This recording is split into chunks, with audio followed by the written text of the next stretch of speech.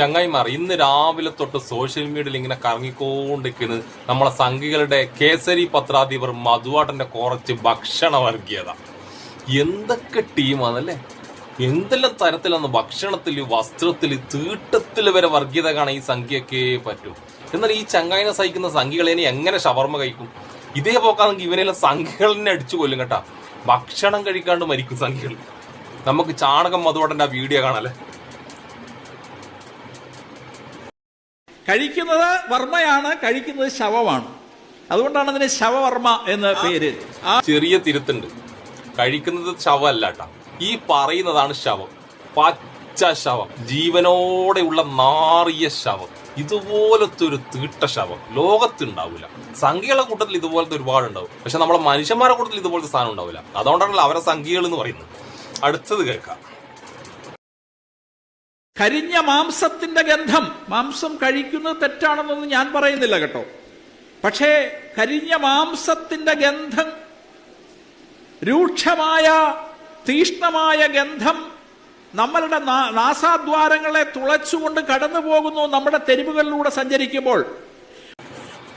അങ്ങനെ മൂക്കിലൂട്ടി ഇങ്ങനെ ഇതിന്റെ ഗന്ധം തുളച്ച് കയറി പോകുമ്പോ മധുവാട്ടനുണ്ടല്ല പോയി നക്കി മൂഞ്ചും ഷവർമ്മ.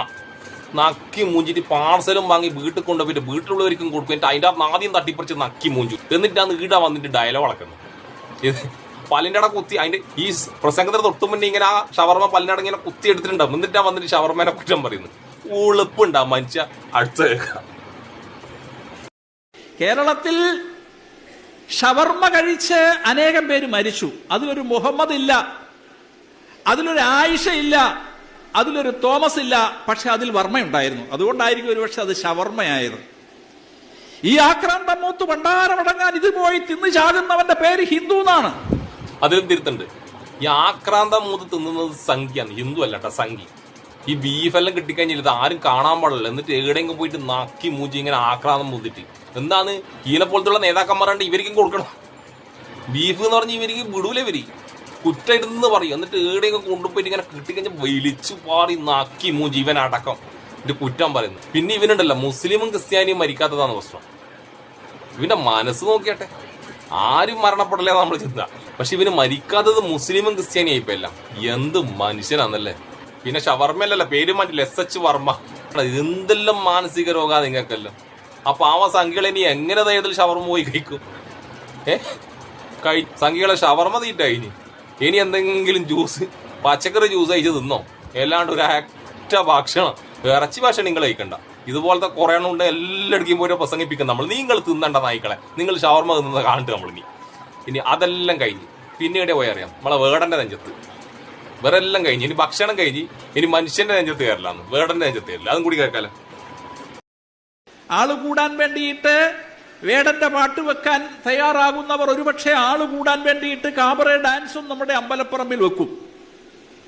വേടനോട് എനിക്ക് വ്യക്തിപരമായ വിരോധമൊന്നുമില്ല, പക്ഷേ വേടന്റെ പാട്ട് എന്ന് പറയുന്നത് ജാതി ഭീകരവാദം പ്രചരിപ്പിക്കുന്ന, വിഘടനവാദം പ്രചരിപ്പിക്കുന്ന സാഹിത്യത്തെ നമ്മുടെ വളർന്നു വരുന്ന തലമുറയിലെ മനസ്സിലേക്ക് വിഷം കുത്തിവെക്കുന്ന കലാഭാസമായി അങ്ങനെ അരങ്ങുവാഴുകയാണ്.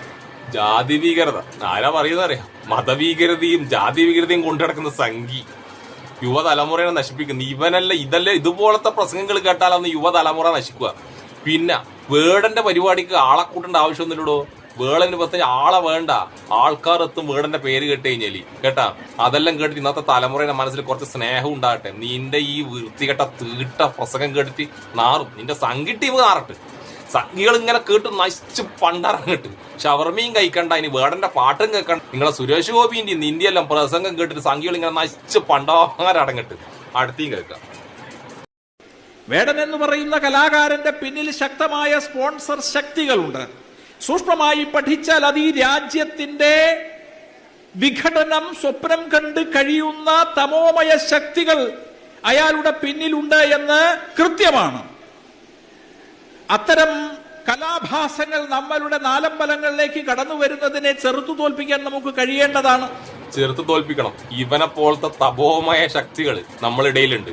ഇനിയും കടന്നു വരുന്നത് നമ്മൾ ശക്തമായി തീർത്ത് തോൽപ്പിക്കണം. പിന്നെ വേർഡിന്റെ പിന്നിലുള്ള ശക്തി എന്ന് പറഞ്ഞാൽ സ്പോൺസേഴ്സ് എന്ന് പറഞ്ഞാൽ സാധാരണക്കാർ അവനിങ്ങനെ കൊണ്ടുപോകും. പിന്നെ വിഘടനവാദികൾ, രാജ്യത്തെ വിഘടിപ്പിക്കാൻ നോക്കുന്ന ആരാന്ന് ചോറ് കഴിക്കുന്ന ബുദ്ധിയുള്ള ഷവർമ തിന്നാക്കില്ല അറിയാം. ചാണകം നിന്ന ടീമിന് മനസ്സിലാവൂലായിരിക്കും കേട്ടോ. ഞാനതാ പറയുന്നത്, ജാതിമത ഭേദമന്യേ ഇതുപോലെയുള്ള തപോന്മയ ശക്തി, അങ്ങനെ എന്തെല്ലാം പറഞ്ഞ തപോമയ ശക്തികളെ നമ്മൾ ശക്തമായിട്ട് ചേർത്ത് തോൽപ്പിച്ചേ പറ്റും. ഞാനതല്ലേ ആലയിക്കുന്നു, മത്തം കുത്തിയ കുമ്പളം മുളക്കും. ഇതുപോലത്തെ തീട്ട സംഖ്യയിൽ ഇവരെ നേതാക്കന്മാർ സംഖ്യകളെ ഇവന്റെ ഇമ്മാരി തീട്ട വർത്താനത്തും കേട്ട് കഴിഞ്ഞാൽ ഏട സംഖ്യകൾ നന്നാകാനാന്ന് ഞാൻ തെറ്റിദ്ധരിച്ചട്ടാ.